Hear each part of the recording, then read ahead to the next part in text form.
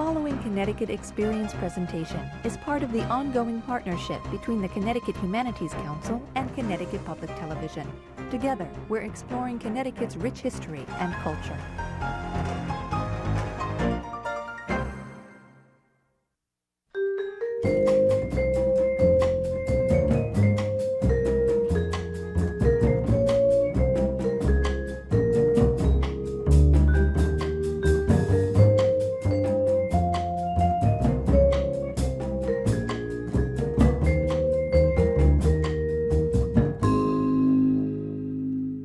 My darling sister, been nothing but excitement here today. Colored people for once can say they have had the city.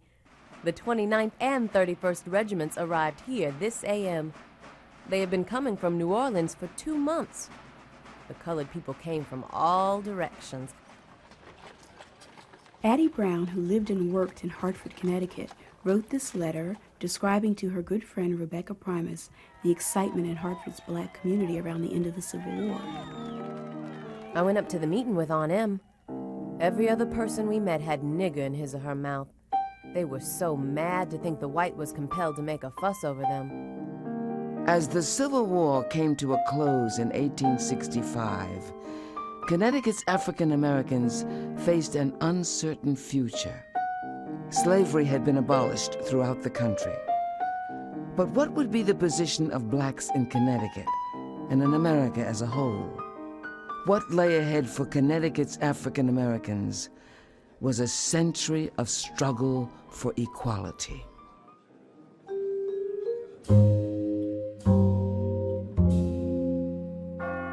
From Connecticut's earliest days, men and women of African origin were treated as a distinct people. In Connecticut, as in all of the other northern colonies, slavery existed in the period up to the American Revolution. After the Revolution, Connecticut and the other northern states set in motion a process of abolishing slavery. It was gradual abolition.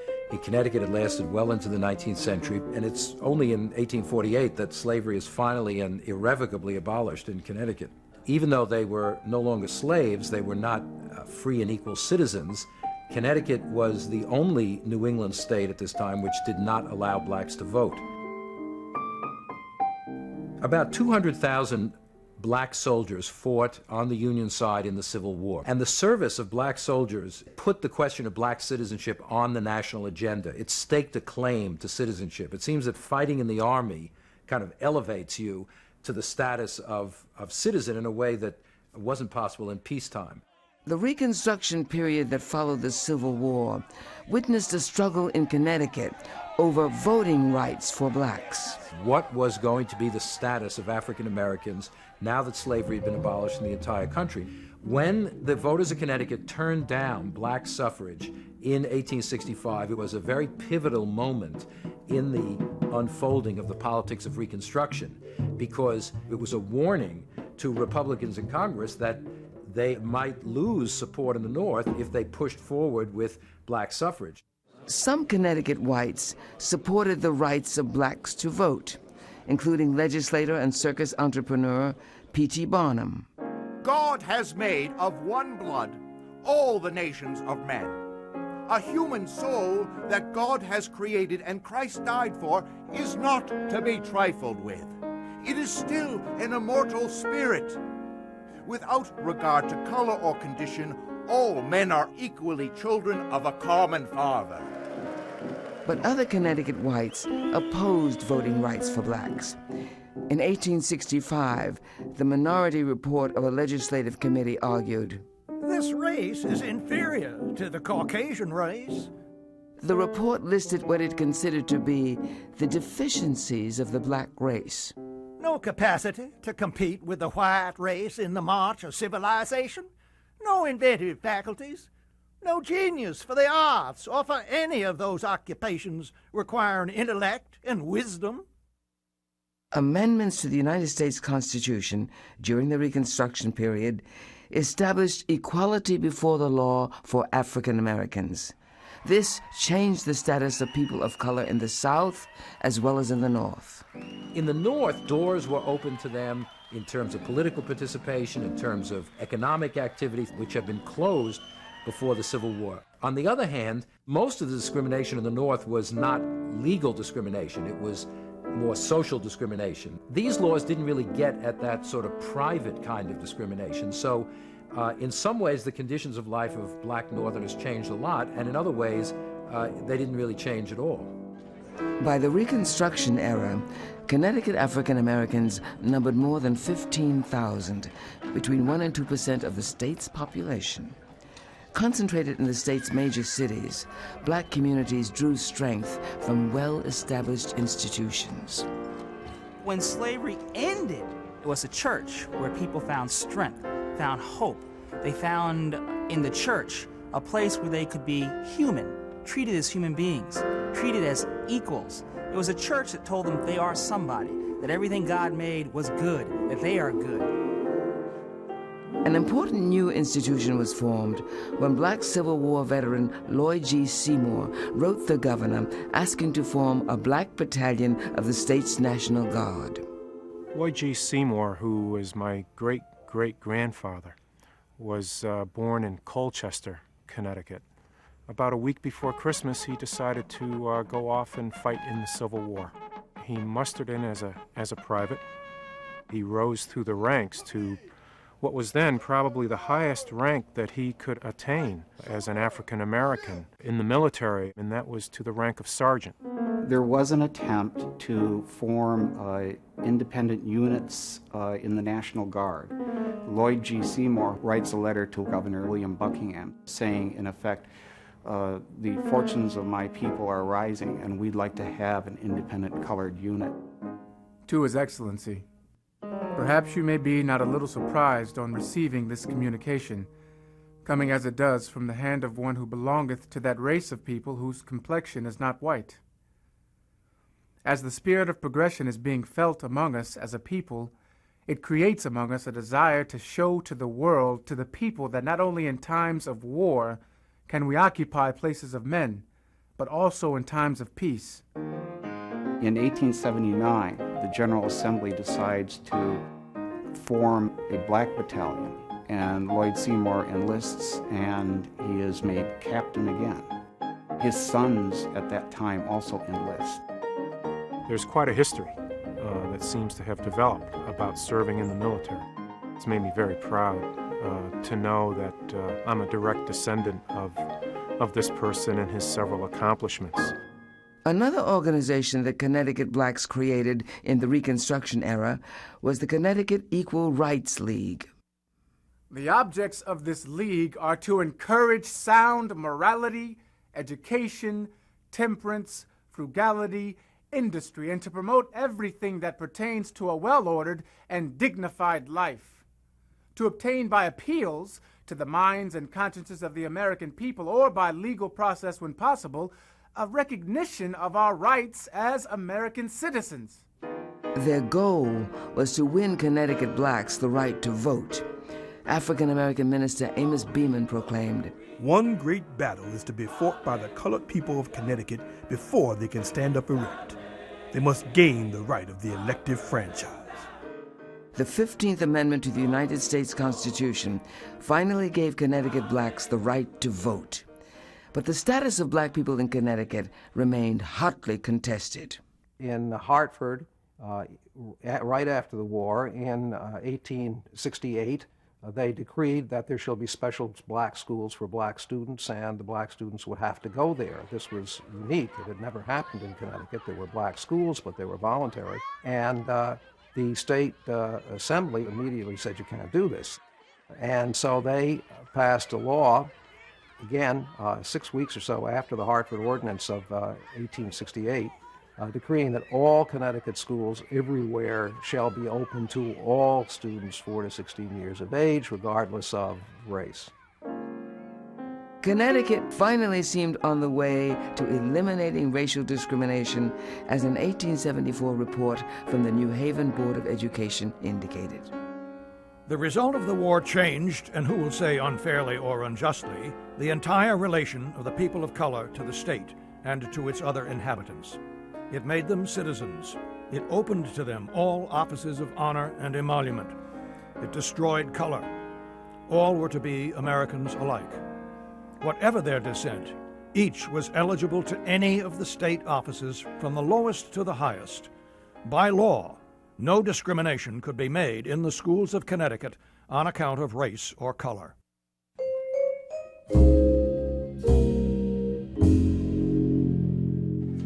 Less than a decade after the Civil War, racial discrimination and prejudice against blacks began to intensify in Connecticut and throughout the country.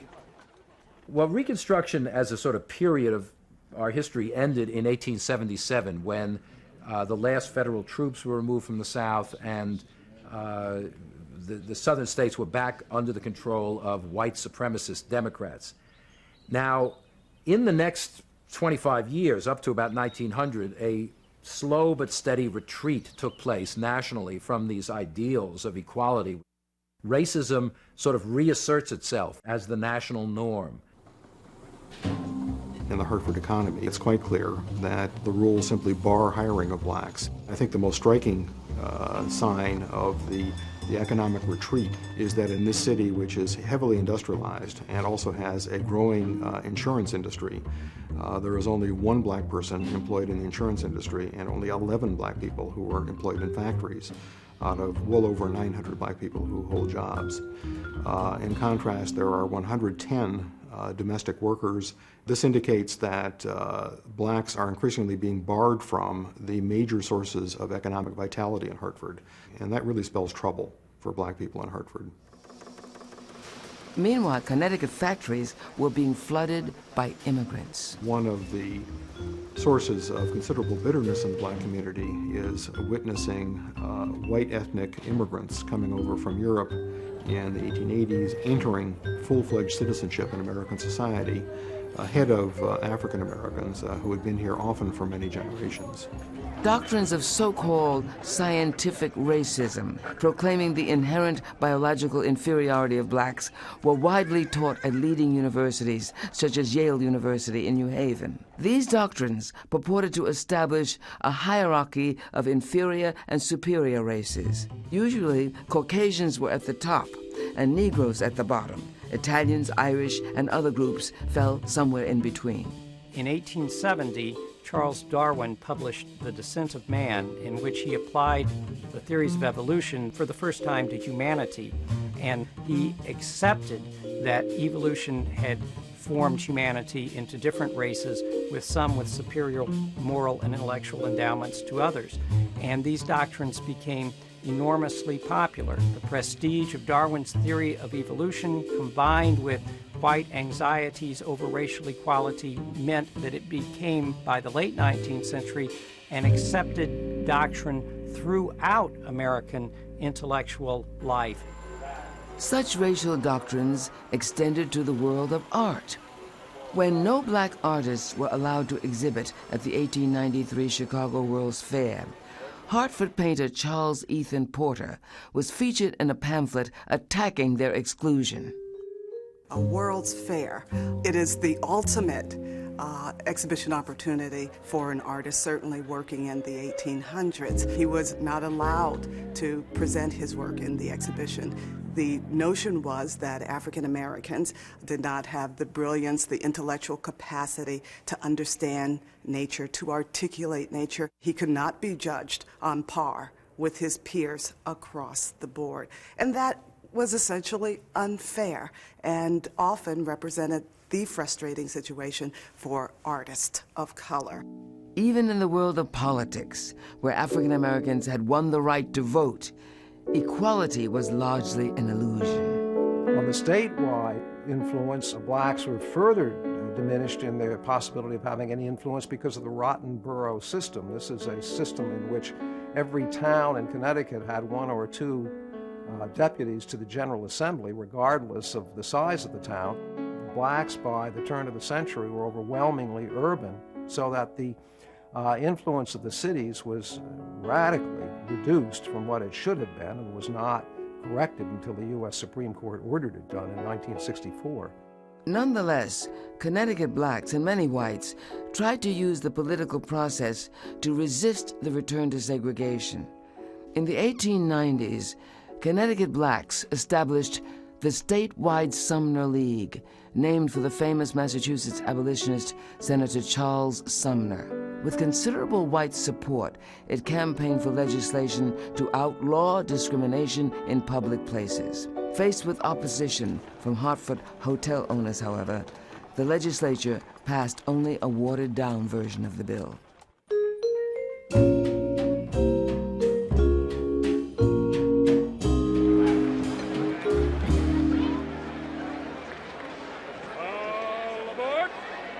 World War I caused what is known as the Great Migration of 400,000 African Americans from the South to the North.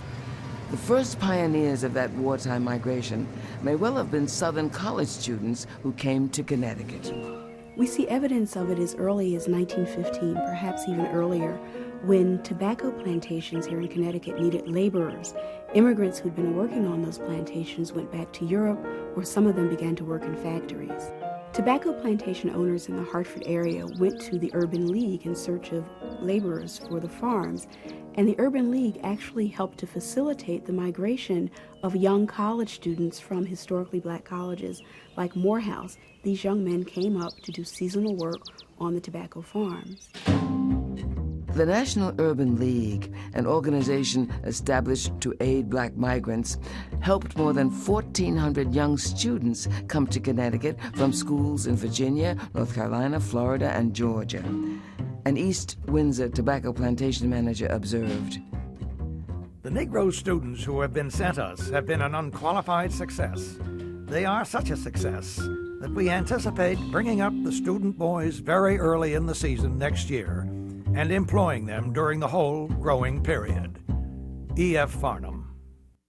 And black students write back and they talk to their relatives down south and say, this is a great place to come. There are a lot of jobs.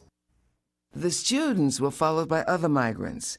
Hartford's black population increased from 1,500 in 1916 to 4,000 a year later. When they arrived, new migrants formed their own churches and other organizations. The new migrants told researchers their reasons for coming. "I came to work for the American Tobacco Company."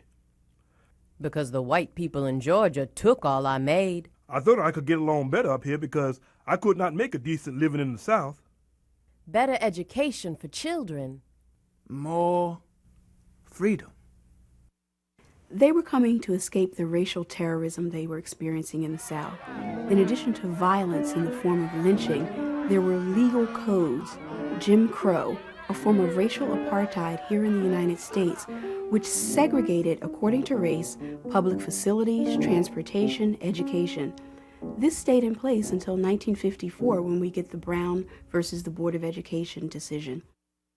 In approximately 1915, my grandfather was recruited by representatives of the Malibu Irons Fittings Company to come to Branford from North Carolina to be employed in the foundry.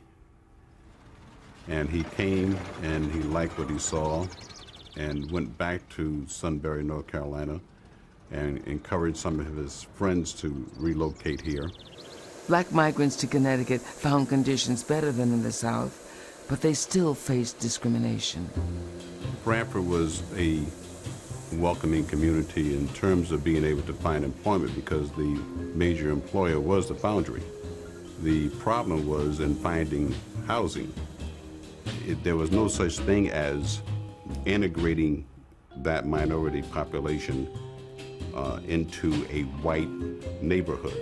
This issue of housing came about, and to address it, they had this particular meeting. At that meeting, my grandfather stood up and said, "I'm black and I know it.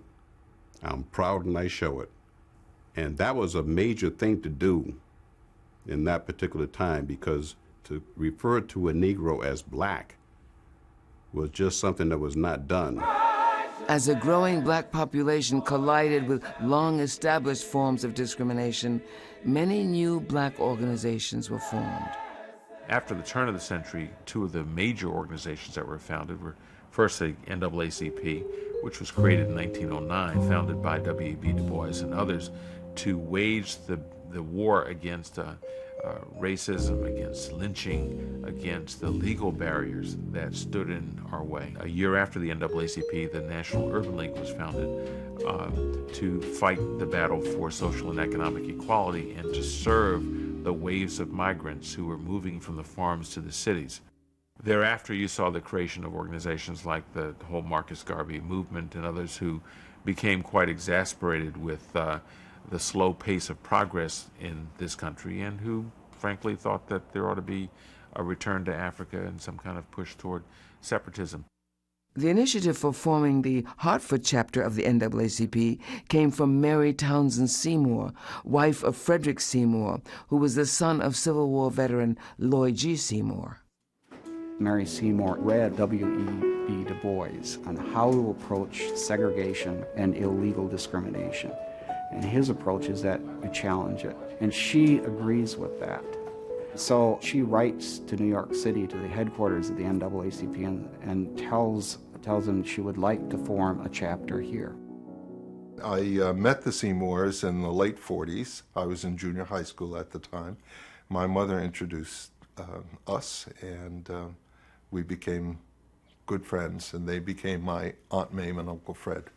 One of the things my mother had told me about the Seymours was that the Hartford branch of the NAACP had been founded in their home. Well, for me, the NAACP was a beginning. That was a beginning of, I have to use the old term, Negro assertiveness about liberation and about civil rights. And so connecting these two people with the beginning of the beginning made them super original, if you will. Mary Seymour enrolls in the home service work of the Red Cross, which brings her into contact with working black women, those who work in the tobacco warehouses and on the fields. And so she does something that is totally radical for that period. She decides to form a union of black women. In 1920, Mary Seymour ran for the state legislature on the Farmer Labor Party ticket with support from Hartford's labor movement. She also campaigned for the freedom of peoples as far away as Ireland and India. When she died, the Hartford Courant praised her. A woman of culture, whose mind and heart went out not only to the oppressed people of her own race, but to subject people everywhere. Throughout my early life in Hartford, I would say that the Seymours represented the legacy of African American leadership in Hartford. I always had the feeling that my mother and her peers in the NAACP felt that it was the Seymours' leadership that they had to live up to. That was the standard.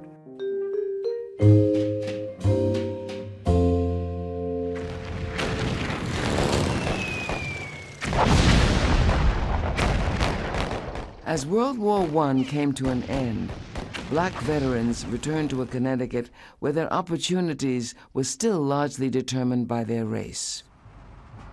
Well, when the soldiers arrived in cities like Waterbury and Hartford, there were tensions over where they would fit in the grand scheme of things.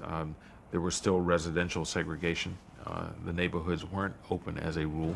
In the 20s, the National Urban League did a study in Waterbury documenting the fact that over 90% of the African Americans lived in a particular neighborhood, and that was a familiar pattern in many northern cities. An unpublished study of Hartford, conducted by the National Urban League in 1921, provides a unique view into the kinds of job opportunities available to African Americans. Many of the men encountered a lot of resistance from the unions and from others and really had difficulty adapting. They were able to get a toehold working as servants, working as maids, working as deliverymen, working as porters. We We had to sort of grab hold of the lowest rung of the economic ladder and climb up. But again, that lowest rung was a lot higher than what had been left on the farm in the South. One personnel manager of a large Connecticut plant observed, "The one reason why they have not been advanced to better positions is that the opportunity is not yet open to them in the plants." By the mid-1920s, Connecticut was a center of Ku Klux Klan activity, claiming 23 chapters with 18,000 members. The first Klan was organized right after the Civil War by former Confederate leaders who used it as a terrorist organization to keep blacks from exercising the vote that they had just won. It came back into existence again during World War I. And I think one of the things that triggered it was the showing of D.W. Griffith's motion picture, Birth of a Nation. And the Klan is different than its early days in the South because it spreads throughout the North. And it becomes an organization that's not only against blacks, but is against foreign Catholics and Jews. In 1916, the movie comes twice to Hartford at the Palace Theater. Every showing is sold out. In 1922, the film comes back to Hartford again, but this time the Ministerial Alliance and the NAACP persuade the mayor of Hartford to withdraw it, which he does.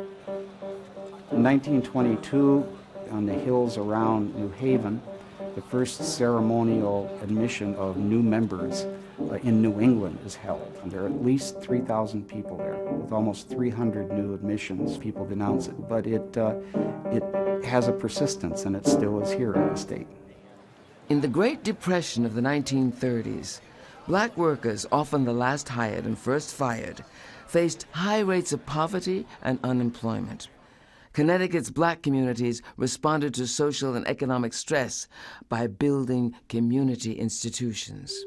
My remembrance of Dixwell Community House goes back to when I was a grade school child. There was hardly a weekday when I was not at the Dixwell Community House. It was right next door to the Dixwell Church, which had been instrumental in getting the community house going. But building the community house gave it a kind of focus, a place to work out of, a base to initiate new programs, all kinds of things that weren't possible. When I graduated from the New Haven High School, known as Hill House, in 1939, of course, we were still in the midst of a depression. When 19-year-old Constance Baker spoke in a meeting at New Haven's Dixwell Community House, the director sent her to see a board member, contractor Clarence Blakesley.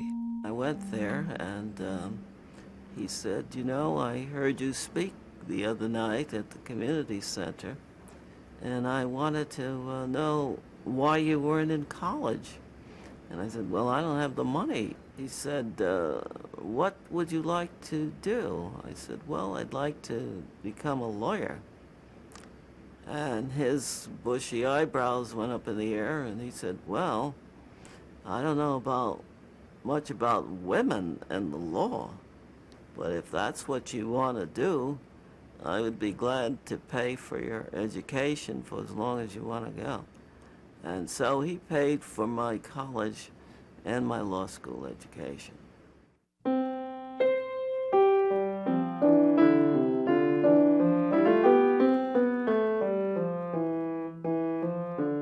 Black community centers in Connecticut's major cities nurtured artists in the fields of music, theater, painting, and writing.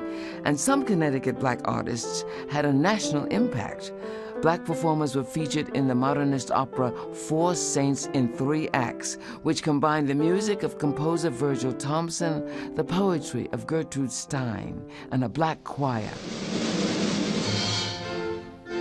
Hartford's Wadsworth Athenaeum presented the 1934 premiere performance of that opera.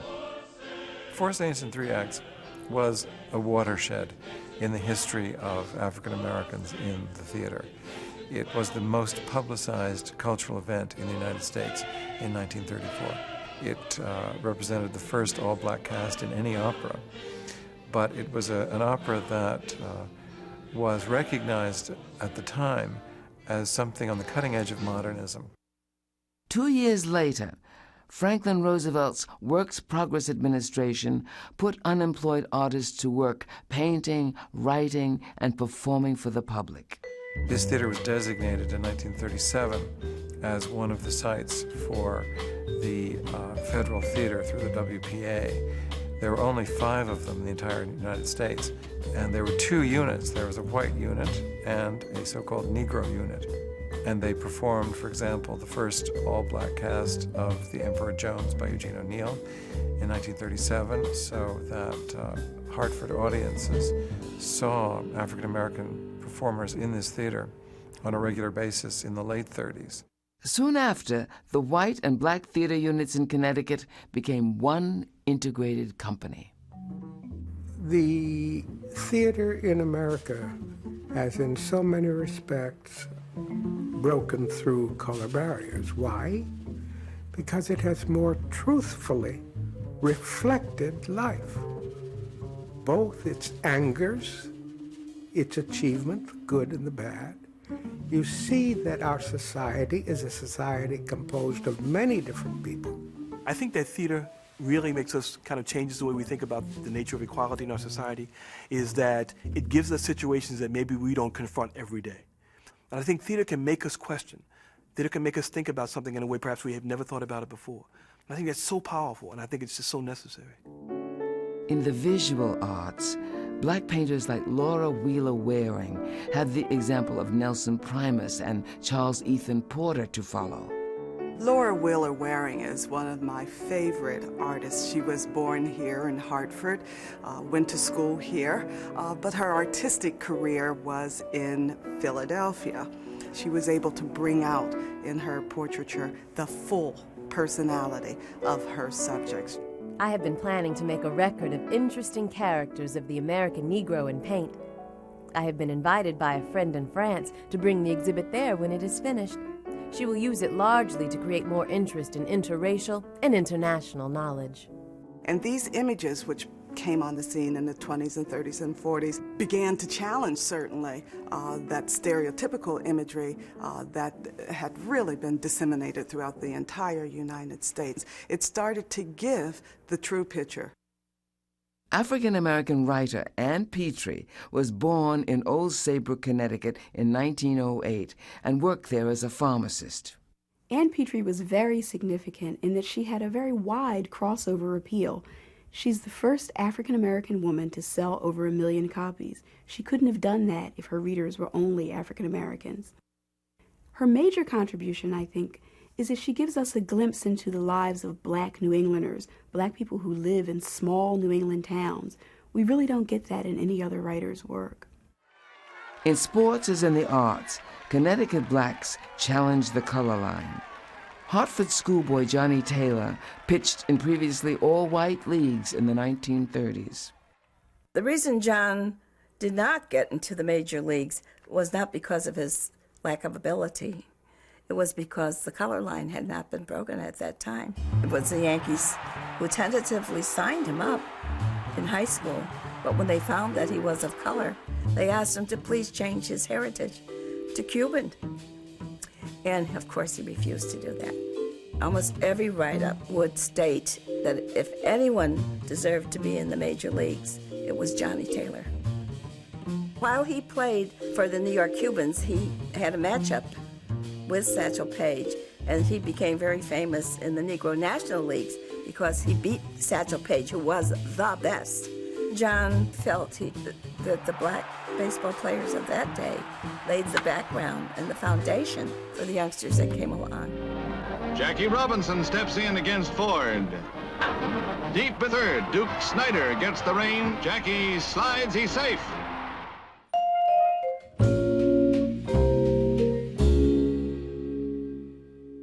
The attack yesterday on the Hawaiian Islands has caused severe damage to American naval and military forces.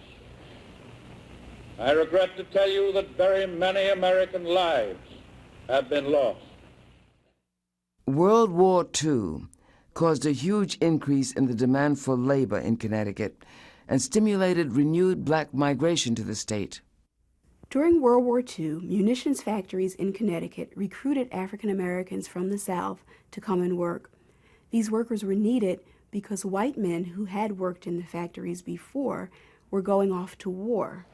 18,000 black migrants came to Connecticut between 1940 and 1945. Some of them came from the Caribbean. These men were recruited from the islands to come to the United States. We had the West Indians, mainly Jamaicans, going all over the country, mainly to work on farms. In Connecticut, they concentrated on tobacco farms. The reason why we came here, because this country needs us, the soldiers, all the men was going, training, going to fight the war. They need manpower. It was a government project. They got a special visa to enter the country.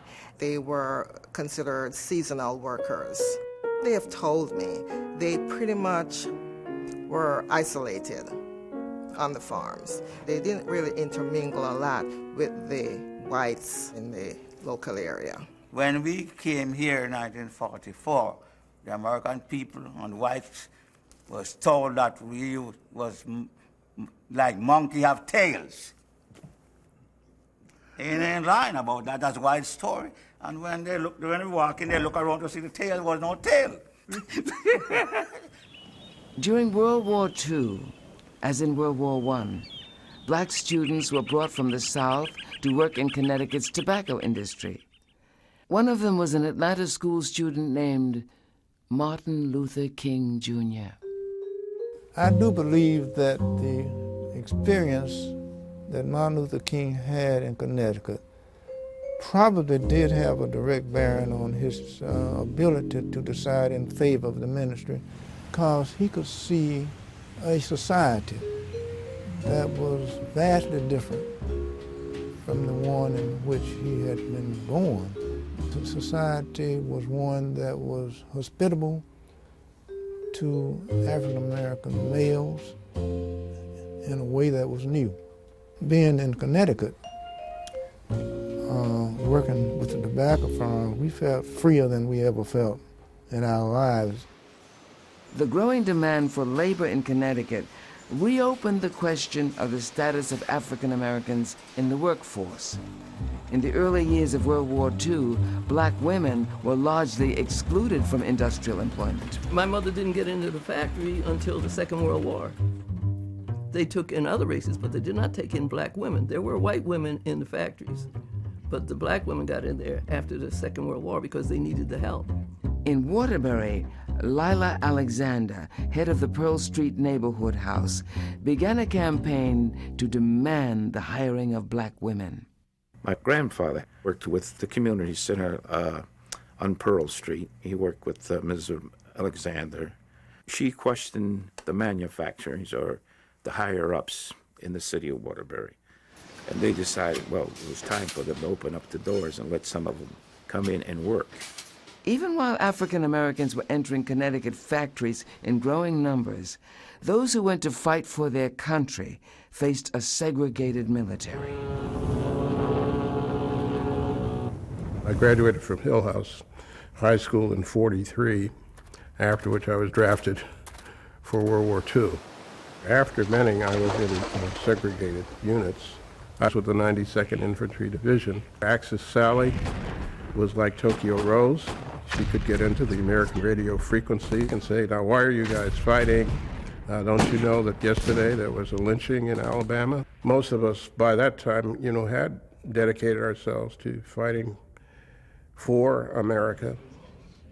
No matter how imperfect America might be, we're not about to desert that dream, even though perhaps for us it was less a reality than it was for some others. American fighting men of the Fifth Army in Italy, helping to bring liberation from tyranny to towns and villages in the path of the northward advance.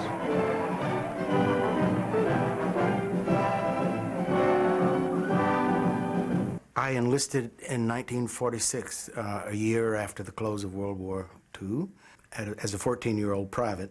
I had entered as a drummer, and I learned how to play the French horn and the bass. Returning veterans like Willie Ruff found Connecticut a hot spot for jazz. I came to Yale as a student in 1949, and immediately, because I could play jazz and I could read music and I played the bass fiddle and the French horn, I had job offers. It was a great musical scene here. And so just the interaction that we had between one another, you saw someone doing something, you say, hey man, I like what you did, man. Say, show me how you did that. So we would exchange ideas and techniques, and that's how we learn. Music has been one of the most potent culturalizing forces in American life. The place of black music in the American musical experience can't be overemphasized.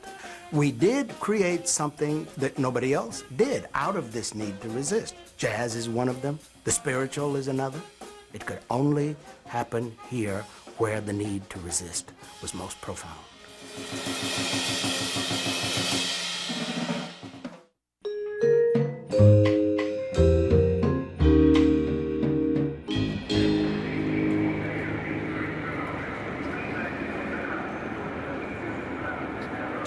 In 1943, the state government had established the Connecticut Interracial Commission, the forerunner of today's Connecticut Commission on Human Rights and Opportunities, and the first state civil rights agency in the country.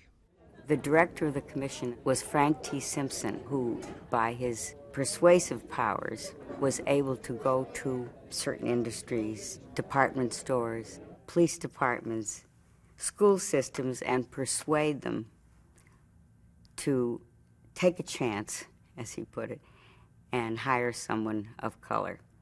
And Connecticut in 1947 followed the lead of 3 or 4 other states and enacted a Fair Employment Practices Law, which prohibited discrimination on the basis of race, color. One of the early cases that became a major case in Connecticut was a case the Interracial Commission pursued against the International Brotherhood of Electrical Workers. And the case was pursued on behalf of 2 gentlemen, one named Stewart and the other named Tilley. I went into service in the 40s. I was a staff sergeant in the service. When I left service, I went to trade school for 4 years. When I got out of trade, I was dying to get into the union. I went through application after applications. We didn't think it was fair that we were held back and they were taking people in ahead of us. We went to Mr. Simpson and the state took over our case. An investigation was conducted and the investigator determined that there was reasonable cause to believe that these gentlemen had been declined membership in the union because of their race. We went to court and I told them like it was that I went in the Army, I fought for the country. I said I thought I was good enough to be in a union like anybody else. I served the country. The court ruled in favor of the Commission on Human Rights. They wanted to make me a foreman on one job. So the general foreman says, gee, I don't know if those guys will listen to you. 6 months later, they called me in the office and said, why does everybody want to work for you? I said, I treat a man like I like to be treated. In 1946, the state's Interracial Commission surveyed the 9 municipalities where most Connecticut blacks lived. Of these 9 places, only Bridgeport has Negro firemen. Only Hartford has Negro librarians. Only 3 cities have Negro teachers. And only 4 places have Negroes in administrative or clerical positions with the municipal government. In 1948, there was a commitment by the new administration and the chief of the Hartford Fire Department. There would be an all-out effort to recruit and retain and train African Americans. I was inspired by the fact that my cousin, Frank G. Davis Jr., was one of the first 6 African Americans that was seeking employment in that first class. And he was very proud. And he wore that uniform. He no longer took the bus to work. He walked to work because he felt that he and the others, they all lived in North Hartford. They wanted to be a pride and a symbol to a community that had not seen African Americans in a uniform. In 1952, John Stewart, following his cousin, joined the Hartford Fire Department. When I was appointed fire chief on August 2nd, 1980, at 1:32 p.m. in the afternoon, it made history that not only Hartford, I was the first African American to be appointed fire chief in New England. But segregation was far from overcome. Connecticut's Commission on Civil Rights found that much of the state's housing outside of central cities was covered by so-called restrictive covenants, which did not allow the selling of property to blacks and other groups such as Jews, also considered undesirable. Due to restrictions placed on property by landlords and real estate operators, it is virtually impossible for members of various minority groups, especially Negroes, to secure homes outside of the most congested areas. A 1957 survey found that 2/3 of Connecticut whites opposed or had doubts about having black neighbors. In the 1950s, more than 85% of Connecticut's black population was concentrated in urban areas. Only 4% of the black families in the state lived in integrated private neighborhoods. Some 10 years later, Waterbury residents Lillian Brown and her husband decided to build a house in a new subdivision in Waterbury.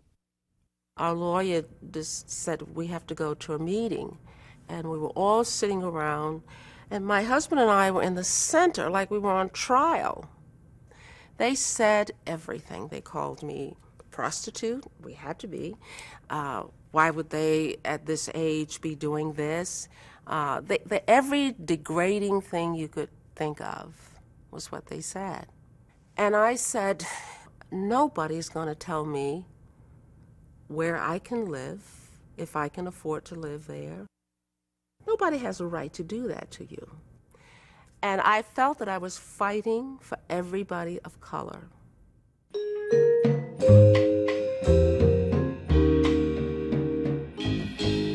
In the 1950s, Connecticut felt the impact of changes in the South. Black farm workers who were being replaced by machines began a new migration northward, doubling Connecticut's African-American population in a decade. Meanwhile, the civil rights movement in the South was challenging long-established patterns of segregation. This is the major school desegregation case in 1954, Brown versus the Board of Education of Topeka, Kansas. And during that case, as a member of Thurgood's staff, of course, I worked, did research on the brief that was ultimately filed in those cases. And that ended racial segregation in Southern public education. When Rosa Parks refused to move from the back of the bus, it was the beginning of a grassroots revolution in the country. We had no idea how fast things would move and how the world would change. It was a revolution that people in Connecticut were watching. I drew my inspiration myself, a little largely from the South, where these big demonstrations took place. It just was so moving to me to see how the black community rallied against all this horrible forms of segregation. What stands out in my mind is the incredible leadership of the African American communities. I was president of the NAACP in Greensboro, North Carolina, when our youth council did the sit-in at the Woolworth store in Greensboro. Reverend Edmonds moved to New Haven and became active in CORE, the Congress of Racial Equality. African Americans in Connecticut supported the Southern struggle and revitalized the struggle in Connecticut. I think the contribution of New Haveners was the willingness to be a witness, to be a soldier, in movement after movement by picketing at Woolsworth and New Haven on the corner of Church and Chapel. It was clear to me that segregation was a national concern, a matter for every American conscience. But it was good to go down to Birmingham when they had terrible riots there and get very inspired by King and Abernathy. I took people down with to see what was going on. All the kids who were being spun around by fire hoses, and then they would come back determined to do more in Connecticut. Thousands from Connecticut joined the 1963 March on Washington, the largest civil rights demonstration the country had ever seen. We drove down to Washington and saw crowds pouring into the Lincoln Memorial, black and white in the way that I'd never experienced before. It was just really chilling. And you need that kind of inspiration because, as we know, there are so many countless indignities suffered by African Americans and African American women every day that you always need a person like a Martin Luther King to give you hope. I have the pleasure to present to you Dr. Martin Luther King. I am happy to join with you today in what will go down in history as the greatest demonstration for freedom in the history of our nation.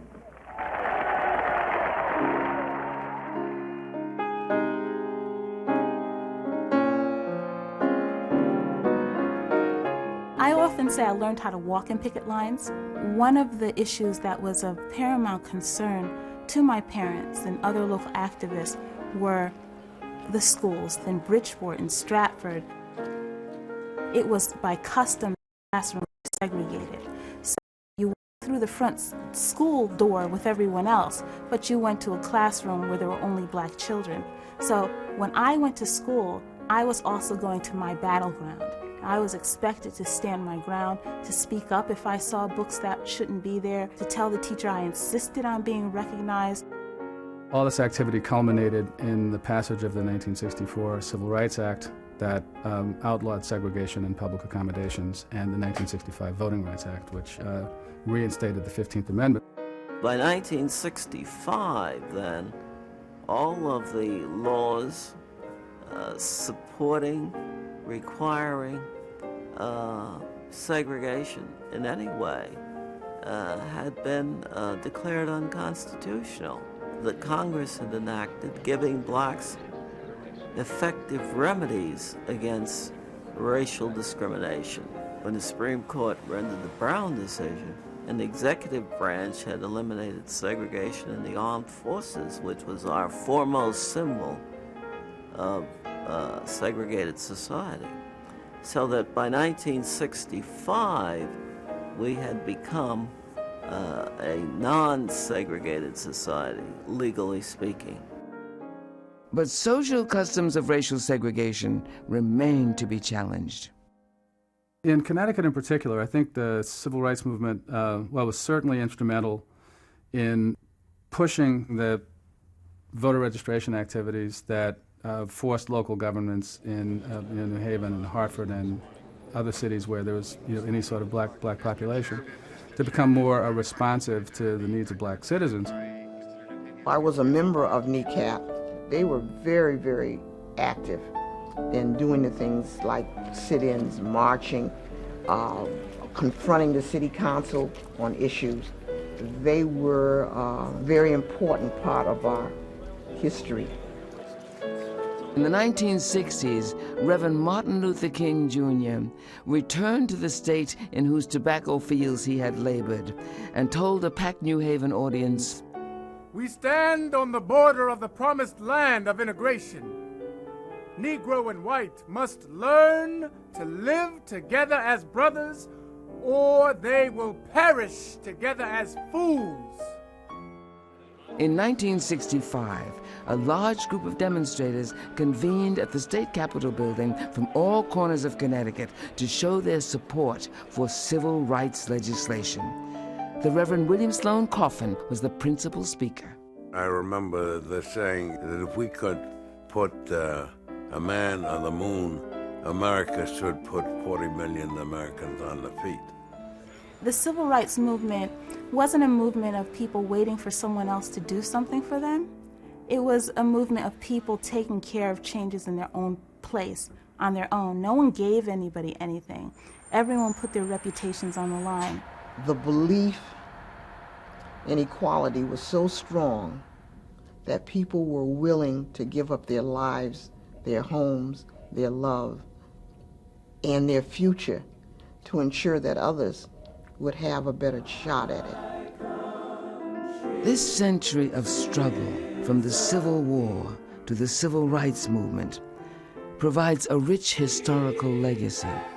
But today, the position of African Americans in Connecticut remains uncertain. During the years since 1965, blacks have served as the mayors of the state's largest cities, and some have moved into the upper reaches of the state's social and economic elite. But the great majority remain concentrated in urban ghettos, largely cut off from access to the state's celebrated quality of life.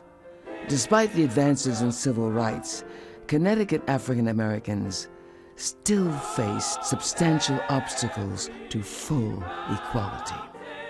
But if the century from the Civil War to the Civil Rights Movement tells us anything about the future, it is that those who struggle so valiantly for equal rights have fostered a tradition that will live on, and that their struggle will continue until full equality has been achieved.